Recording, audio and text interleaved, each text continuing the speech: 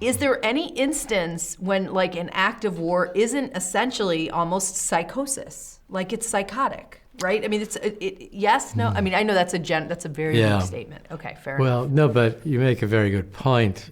For whatever reason, lately I've been thinking about the Iraq War and how it began, and it's exactly what you're saying. Look at the effort to create an enemy. I'm not saying Saddam Hussein was a good guy, but this whole narrative of weapons of mass destruction was fiction. They never found any. They had to create an enemy to justify the strike, which has caused so much damage to the world since then.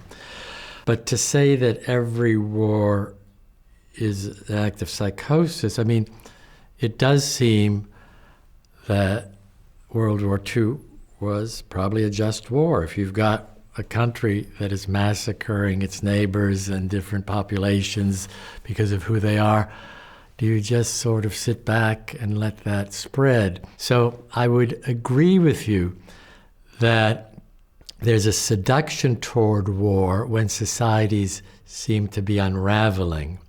Let's all get together and join in a fight. Now, one of the blessings of our society so far, let's keep our fingers crossed, is the free press. So when they were trying to do that number about the weapons of mass destruction, they couldn't convince everybody of it. But without a free press, we would have all been fed something we couldn't have sort of double-checked on, and maybe everybody would have rallied and said, oh yeah, we've got to save us from all this. So that's why there's no comparison between the Iraq War and World War II. I think there was a genuine threat that everybody could see and rally around, as opposed to a fictive threat that a lot of people remain skeptical about because we can share information.